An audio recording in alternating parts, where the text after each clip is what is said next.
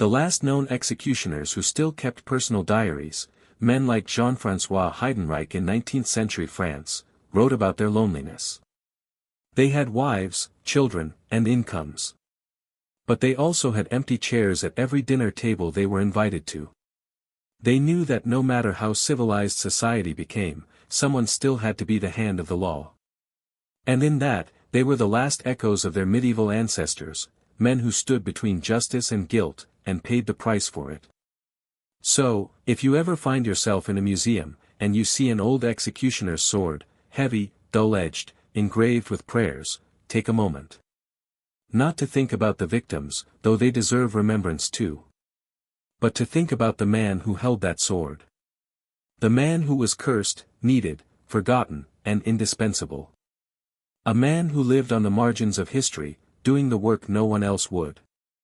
Because in the end, every society has its outcasts. The ones who carry our collective guilt so the rest of us can feel pure.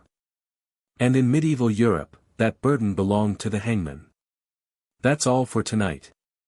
You've been listening to The Sleepless Historian. Close your eyes, let the candles burn low, and imagine the sound of a whetstone, soft, rhythmic, distant. The blade is ready, the town is quiet, and somewhere beyond the walls, the hangman's house is dark again. Good night. Some executioners reportedly gave small mercies, a faster cut, a whispered prayer, a flask of wine. Because even in a brutal world, small kindnesses survived. There's an old German phrase, der Scharfrichter ist auch nur ein Mensch. The executioner is also only a man. Simple, understated, and quietly true. By the dawn of the modern era, say, the 1700s, the job was professional, regulated, and increasingly hidden. Executioners received fixed salaries and formal training. They kept meticulous records, like any other bureaucrat. Some even had apprenticeships, with actual written contracts. Imagine being a teenager and signing a 5-year deal to learn the art of humane beheading. Progress, I guess. But even with all that modernization, the stigma never quite went away. Executioners still lived alone, still married within their circle, still bore the quiet weight of being necessary but unloved. You could say they were the last medieval profession to survive into the modern world. And when the guillotine arrived in the late 18th century, it finished the transformation. The machine took over what the man had done. Quick, clean, impersonal. No hesitation, no trembling hand, no conscience. Just a blade and a mechanism. You could almost hear the sigh of relief, from the crowd, the state, maybe even the executioners themselves. Because the guillotine didn't just kill people. It killed the idea of the executioner as a moral actor. From that moment on, the hangman was just a switch. Let's end tonight's drift on a quieter note. Because facelessness absolved everyone. If the hangman had no identity, then no one had to feel guilty. Not the judge, not the jury, not the crowd. Just the law, doing what it must. It's also around this time that the first moral defenses of execution appear in writing. Scholars tried to explain why the hangman's work wasn't sinful. One German theologian argued that the executioner's sword is God's lightning. Which is dramatic, but very on brand for the 1500s. Another said the executioner's suffering on earth would earn him mercy in heaven. A kind of spiritual hazard pay. There's something strangely comforting in the idea that even in a brutal system, people were still trying to invent meaning. They couldn't change the job, but they could change the story they told about it. Meanwhile, ordinary people kept their own relationship with the hangman, half fear, half superstition. Some believed touching the executioner's hand could bring luck, or cure disease. Especially if you were a criminal yourself, poetic solidarity, maybe. Others thought his presence could ward off evil spirits. A few towns even hired executioners to bless or purify plague houses, on the theory that someone used to death might scare it away. Medieval logic, in all its paradoxical glory. So, in public they shunned him, but in private, they treated him like a walking charm. Let's not forget the hangman's relationship with the condemned. Despite what you might think, it was often personal. He wasn't a stranger. He might have guarded them for days, even weeks, before the execution. Fed them, talked to them, maybe prayed with them. By the time the day came, he often knew their stories. The printing press spread new ideas about dignity, mercy, and human worth. Theologians and philosophers started to question whether torture and execution actually worked as deterrents. And as a result, the figure of the executioner started to look outdated. Not immediately, of course. People still needed someone to pull the lever or swing the sword. But the role began to lose its ritual grandeur. By the 17th century, many towns were privatizing executions, moving them behind walls, away from the marketplace. The spectacle faded. The crowds dispersed. And the executioner was left with the same job, but no audience. That change altered everything. When death became private, the hangman's anonymity became both protection and prison. He was no longer a performer, just a technician. A man with a steady hand and a quiet schedule. You can almost sense the loss of purpose. For centuries, his presence had symbolized order. Now, he was simply a necessary functionary in a world trying very hard to appear civilized. It's a bit like watching the last blacksmiths fade as factories rise, only instead of horseshoes, we're talking about heads. But even as the job declined, its symbolism lingered. Executioners became popular characters in art and literature, grim reminders of moral justice. They appear in mystery plays, woodcuts, and sermons as both villains and instruments of fate. By the late Middle Ages, artists had started giving them a distinctive look: dark hood, broad shoulders, blank eyes. The classic, masked hangman, not historical, but emotional shorthand. It was easier for people to imagine the executioner as faceless. Of course, not everyone was so introspective. Some executioners leaned into the role, cultivated a kind of dark charisma. They dressed well, carried themselves proudly, and treated the gallows like a stage. By the 16th century, you start seeing accounts of executioners with fans. Yes, actual admirers, people who saw them as symbols of authority or danger. Think of it as the medieval version of celebrity culture, but with a much higher mortality rate. There's a story from Paris about one hangman who was regularly invited to noble banquets, but only after sunset, and always through the servants' door. The nobles wanted to talk to him, but not be seen doing it. He was a walking taboo, a conversational thrill. Because people have always been a little fascinated by the forbidden. Let's float to another corner of Europe, England, where executioners had their own peculiar quirks. Unlike in Germany or France, where the role became formalized early, England's hangmen were often chosen on the spot.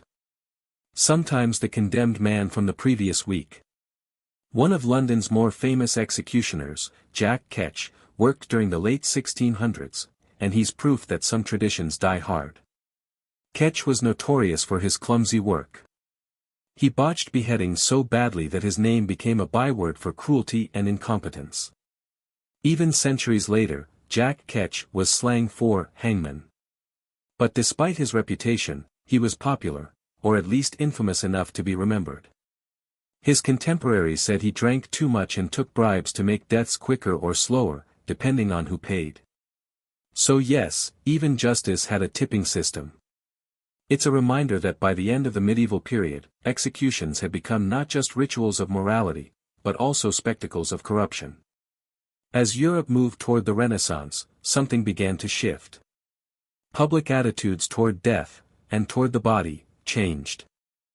He had to look composed, no hesitation, no cruelty, no visible pleasure. If he trembled, the crowd might see weakness. If he smiled, they'd see a monster. So, the ideal hangman walked a very narrow path, dispassionate, efficient, invisible. Almost like an extension of the law itself. In a strange way, he was the first civil servant of the modern world, neutral, necessary, and forgettable. But that doesn't mean it didn't take a toll. Even though records rarely mention emotion, because who in the 14th century would admit to that, we can read between the lines. There's a case from 1468, in Bern, Switzerland, where the city's executioner suddenly refused to work.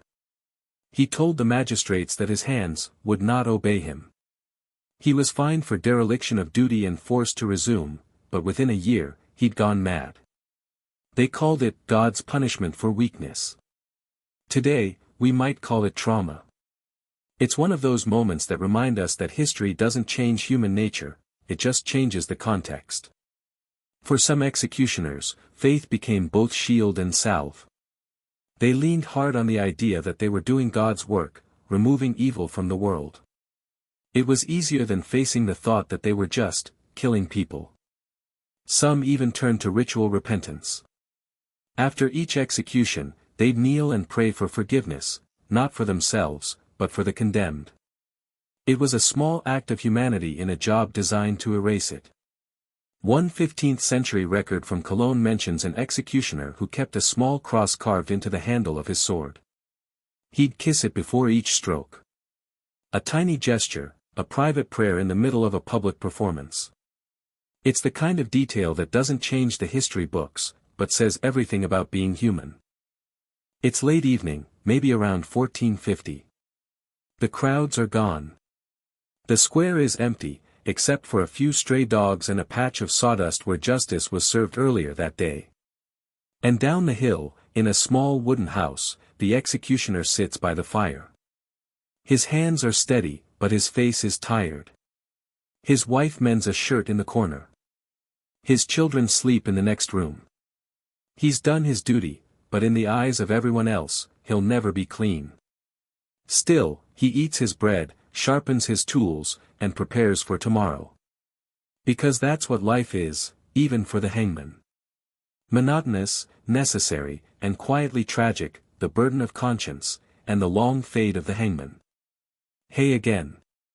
If you're still with me, you've officially spent longer thinking about medieval executioners than most medieval people ever wanted to. So congratulations, you're in deep now.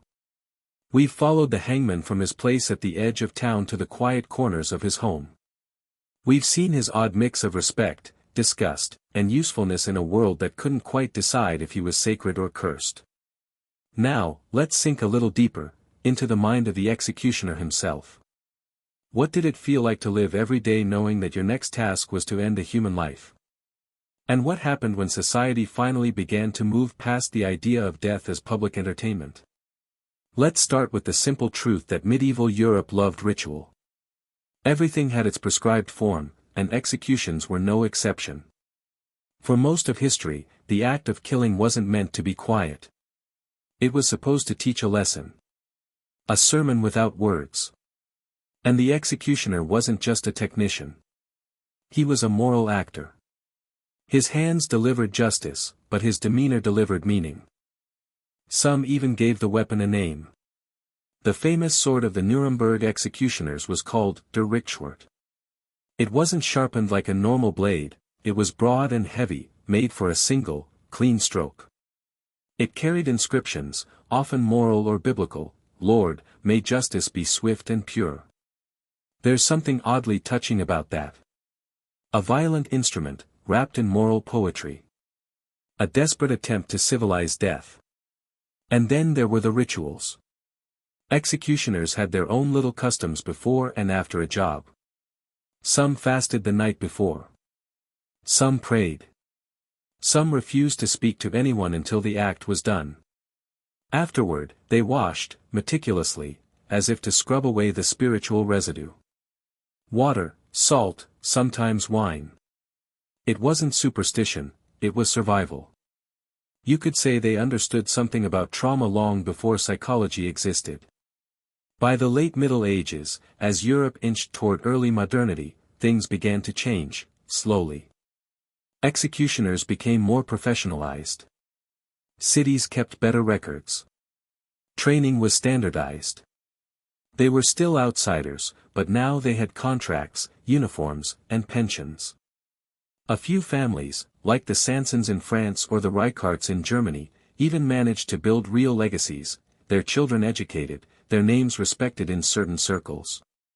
It's the strange, bureaucratic redemption arc of the executioner, from outcast to civil servant. But the old stigma never fully faded. Even in the 19th century, the hangman was still the man you crossed the street to avoid. Let's end this part with a quiet image. Executioners sold hair, teeth, bones, and fat as magical or medicinal ingredients. The fat of a hanged man was believed to cure gout, swellings, or rheumatism. Human skull powder was mixed into tonics for epilepsy. It's gruesome, but it was genuinely profitable. Executioners cornered that market, legally or otherwise. They were, in effect, suppliers for medieval pharmacies. It's capitalism, medieval edition, justice by day, skincare by night. But here's a surprisingly tender twist: some executioners used those same materials to make healing salves. Not for profit, but for their neighbors. Imagine this: a man too impure to share a table with you, quietly sneaking out at night to leave a healing ointment on your doorstep. People wouldn't admit it, but they depended on him. They cursed him in public and knocked on his door in private. It's one of those little contradictions that defines the Middle Ages so well: public shame, private need. Of course, not all executioners were pious healers. Some were violent, drunk, or abusive. Power corrupts, and when your job involves legally killing people, it's easy to blur the lines. There are town records full of complaints: executioners starting tavern fights, stealing from prisoners, or using torture as blackmail.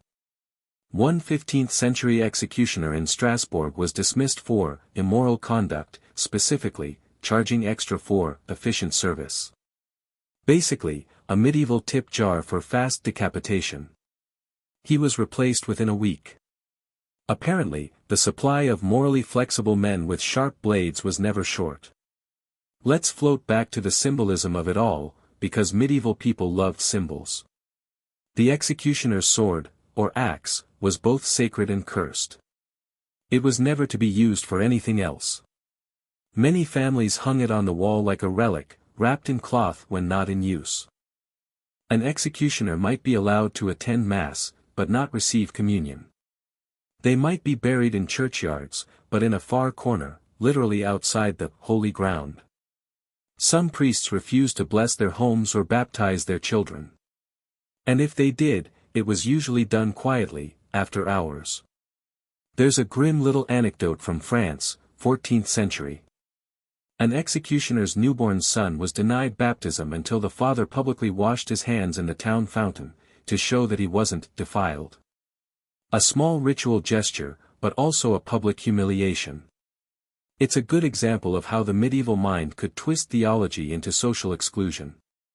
"You're doing God's work," they said, "but please don't sit next to us while you do it." Despite all that, some executioners became deeply religious. It was, after all, an occupational necessity. They prayed for their souls, and often for the souls of the condemned. Franz Schmidt's diary shows this. After every execution, he recorded whether the criminal repented. It clearly mattered to him. Many executioners considered themselves instruments of divine will, not murderers, but servants of justice. It was a moral logic that helped them sleep at night. But every now and then, cracks appear. A few left confessions or letters showing guilt, shame, or nightmares. Because even if the law said it was righteous, the mind doesn't always agree. Now, let's move to something more mundane, but still revealing. What did they own? Contrary to the grim imagery, executioners weren't always poor. Some accumulated wealth, in part because of a strange side business, selling the remains of the executed. Yes, you heard that right. Medieval Europe had a thriving black market for body parts, especially from those who died violently. An executioner might be allowed to attend Mass, but not receive communion. They might be buried in churchyards, but in a far corner, literally outside the holy ground. Some priests refused to bless their homes or baptize their children. And if they did, it was usually done quietly, after hours. There's a grim little anecdote from France, 14th century. An executioner's newborn son was denied baptism until the father publicly washed his hands in the town fountain, to show that he wasn't defiled. A small ritual gesture, but also a public humiliation. It's a good example of how the medieval mind could twist theology into social exclusion. "You're doing God's work," they said, "but please don't sit next to us while you do it." Despite all that, some executioners became deeply religious. It was, after all, an occupational necessity. They prayed for their souls, and often for the souls of the condemned. Franz Schmidt's diary shows this. After every execution, he recorded whether the criminal repented. It clearly mattered to him. Many executioners considered themselves instruments of divine will, not murderers, but servants of justice. It was a moral logic that helped them sleep at night. But every now and then, cracks appear. A few left confessions or letters showing guilt, shame, or nightmares. Because even if the law said it was righteous, the mind doesn't always agree. Now, let's move to something more mundane, but still revealing. What did they own? Contrary to the grim imagery, executioners weren't always poor. Some accumulated wealth, in part because of a strange side business, selling the remains of the executed. Yes, you heard that right. Medieval Europe had a thriving black market for body parts, especially from those who died violently. They had their own gatherings, godparents, even arranged marriages, like a dark mirror version of medieval nobility. Speaking of family trades, some executioners actually trained their children in anatomy, medicine, and surgery. It wasn't a morbid hobby, it was practical education. We've already met Franz Schmidt, who turned his executioner's skill set into a medical career. But he wasn't unique. There are records of executioners' sons working as barber surgeons, bone setters, and even early anatomists. When you think about it, it makes perfect sense. They were the only people who had legal access to human bodies. They understood muscle, bone, and blood better than most learned doctors, who, by the way, often refused to actually touch their patients. So while medieval physicians argued about humors and astrology, the executioner quietly became the most empirical medical mind in town. But that practical knowledge came at a cost. Imagine growing up watching your father, or your mother, in a few rare cases, perform executions. Even if you accepted it as normal, it marked you. There are stories from the 15th century of executioners' sons who tried to escape the trade, moving to distant towns and changing their names. But the stigma had a way of following them. Sometimes, their hands gave them away, strong, calloused, trained. Other times, it was their surname. Names like Scharfrichter, meaning sharp judge, or Henker, simply hangman, were hard to hide. And once the secret got out, that was it. You were the hangman's child again. Let's talk about how religion fit into this picture. It's complicated, and a little ironic. The church officially approved of executioners, because they enforced divine justice. But priests often refused to grant them sacraments. In many cities, executioners' families had to wear distinctive clothing, a particular color, or even a badge, to mark who they were. It's a medieval form of social quarantine. You were born into it, and there was no way out, unless you managed to marry up, which was rare, or physically move to another city where no one recognized your last name. There's a term that historians use for this social isolation, dishonor by profession. It applied to a small set of jobs, executioners, gravediggers, prostitutes, and sometimes butchers. Basically, anyone who handled blood, death, or the messy parts of the human body that society preferred not to think about. Executioners were at the very bottom of that list. And yet, because of their municipal role, they had more stability than most peasants. They had steady pay. A roof. Sometimes, even servants. So you can imagine the odd contrast, a family that lived comfortably enough, but could never set foot in polite society. You could afford bread and meat every day, but you had to eat it alone. Now, love and marriage. When you're the son or daughter of an executioner, your dating pool is limited. For most of Europe, that meant you married another executioner's child. Over generations, this created a web of families, small dynasties of death. In Germany, for example, the Schmidt, Franz, Brandt, and Reindl families intermarried for centuries. They became a kind of invisible guild, trading techniques, contacts, and sometimes even jobs between cities. Need a new executioner in Frankfurt? You'd send word to Nuremberg or Augsburg, someone's nephew was always available. It sounds bleak, but it also created a sense of community. A strange, hidden world that normal townsfolk never saw. Yet everyone came running when a criminal needed punishing. It's that old medieval hypocrisy in action: we hate what you do, but also, please do it for us. Let's drift a little deeper next time, into what executioners did between executions. Their families, their rituals, and the bizarre psychological toll of being the hand of justice for a world that wouldn't even shake your hand. But for now, let's pause here. You're listening to The Sleepless Historian. Close your eyes, and imagine the quiet outskirts of a medieval town. A single light flickers in the window of the executioner's house. And inside, he's sharpening his blade, not for tomorrow's job, but maybe to slice bread for his wife and children. Because, at the end of the day, even the hangman had to eat, love, family, and the quiet burdens of the hangman. Hey again. If you're still here, congratulations, you've made it through the first half of medieval public service orientation.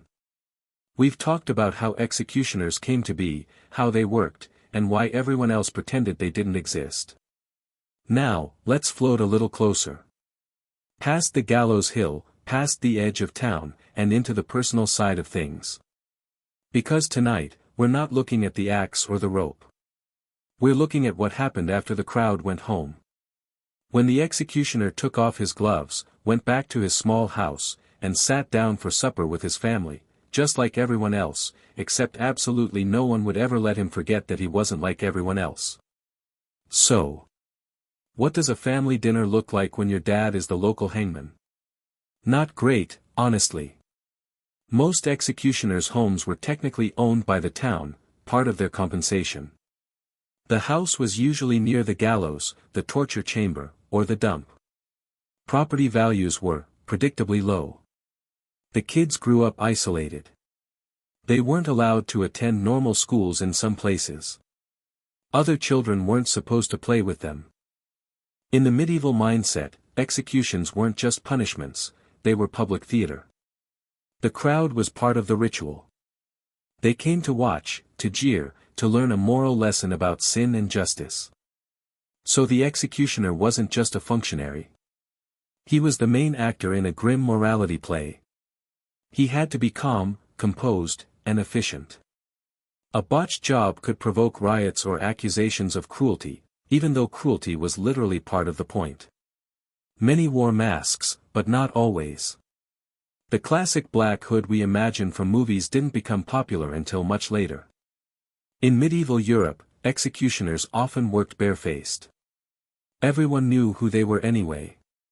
Let's float to France again for a moment. Paris had its own famous line of executioners, the Sansons, who served for nearly 2 centuries. Though they belong mostly to the early modern period, their roots stretch back into medieval practices. By the 18th century, Charles-Henri Sanson, the last of the line, was a professional, educated man. He introduced the guillotine. It was, believe it or not, designed as a humane improvement. Because by that point, even executioners were starting to feel that things had gone a bit medieval. But in the earlier centuries, the tools of the trade were much more improvised: swords, axes, ropes, wheels, fire. Each region had its own favorite methods. Some executioners specialized in particular techniques, and yes, people judged them on their skill.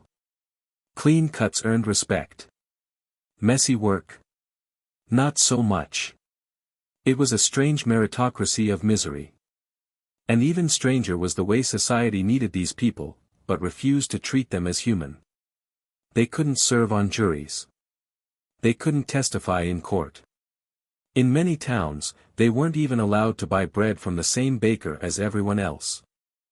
Schmidt is one of the few executioners who left behind a diary, and yes, it's exactly as bleak as you'd think. Over his long career, he executed 394 people. But what's fascinating isn't the body count, it's the tone. His diary reads like a bureaucratic ledger. Calm. Detached. Precise. Executed Hans, thief, with the rope. Executed Anna, infanticide, with the sword. Sometimes he added brief moral commentary, she repented. Or, he was obstinate. It's chilling in its simplicity. But Franz Schmidt was also known as a healer. After his retirement, he became a respected medical practitioner in Nuremberg. By the end of his life, the city that once shunned him officially restored his honor. He died as Master Franz Schmidt, citizen and physician. A rare happy ending, if you can call it that. Now, back to the darker side. Because not every executioner had a diary and a redemption arc. Most were barely tolerated. There's a French document from the 14th century describing how villagers refused to let their executioner draw water from the public well. They said it would pollute the water. He had to dig his own. In England, the role was sometimes filled by whoever happened to be around, a jailer, a soldier, or just the nearest unlucky volunteer. Which might explain why medieval executions could be messy. One of the most infamous examples was Mary, Queen of Scots' execution in 1587. The poor man tasked with beheading her botched it badly. It took 3 swings. By the end, he had to saw through what was left of the neck. Not exactly a confidence-inspiring performance. And yet, he was the official executioner. The man was probably shaking like a leaf, and in fairness, it's hard to blame him. No one grows up thinking, I want to cut the head off a queen one day. Executioners also had a peculiar relationship with death as spectacle. Executioners handled a lot of bodies. They understood anatomy better than most barbers or monks. They knew where tendons went, how muscles moved, and how to stop bleeding. So people started showing up at their doorsteps at night, quietly, asking for help with wounds, fractures, or infections. And the executioner, with the same hands that swung the sword, would mix herbs, set bones, and stitch cuts. It's a strange duality, the bringer of death doubling as the bringer of healing. And many of them made a decent living from it. Of course, decent was relative. Executioners were not welcome in polite society. They couldn't enter certain churches. They couldn't drink in taverns, unless it was one specifically set aside for them, often at the edge of town. And their children were often marked, too. There are accounts of executioners' sons being denied apprenticeships because no one wanted to touch death. Daughters had an even harder time. Nobody would marry them, unless it was another executioner's son. Hence, a small network of executioner families sprang up across Europe, intermarrying for generations. You could almost call it a guild of social outcasts.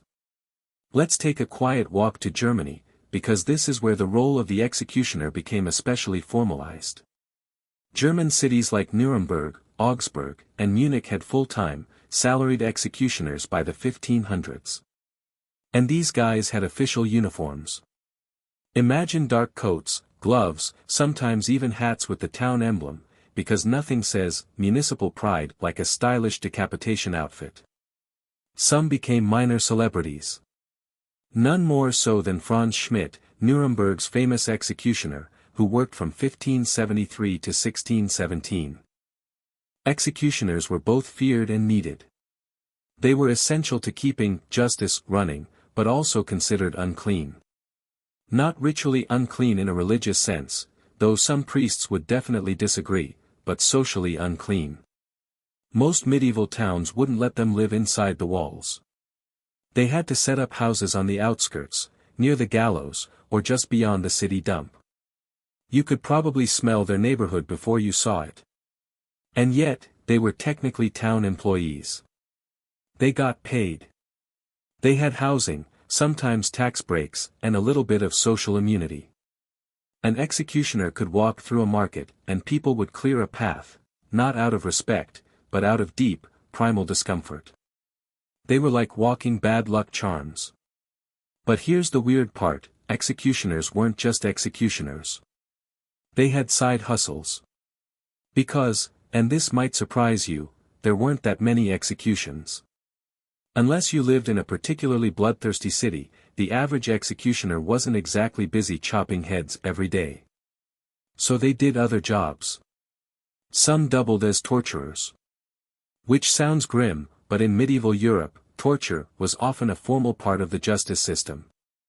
The executioner would extract confessions, which in practice meant persuading someone to agree with the judge, enthusiastically and immediately. Others worked as sanitation officers, cleaning up animal carcasses, removing dead bodies, disposing of trash, and, occasionally, acting as informal veterinarians. If your horse broke a leg, who else but the executioner would know how to kill it quickly? Practical skills. In some towns, executioners even became healers. Yes, healers.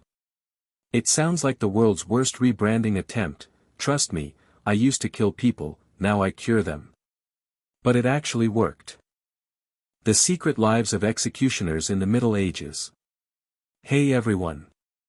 Settle in, dim the lights, get your blanket just right. Tonight, we're drifting back to a quieter, darker time, the Middle Ages. A time of stone walls, muddy streets, and, well, a lot of bad smells. But tonight's story isn't about knights or castles or damsels who definitely didn't need saving. It's about a group of people most medieval folks pretended not to notice. The executioners. Yeah, those guys.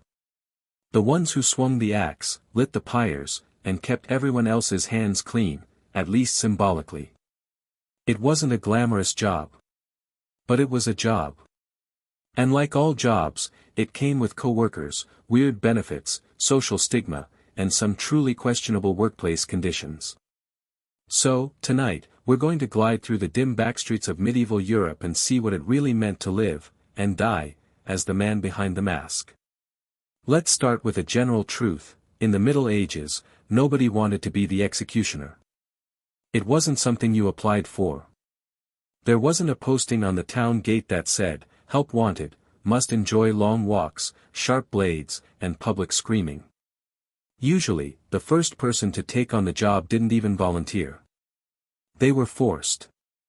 If you were a convicted criminal, maybe a thief, or worse, a murderer, the authorities sometimes offered you a deal.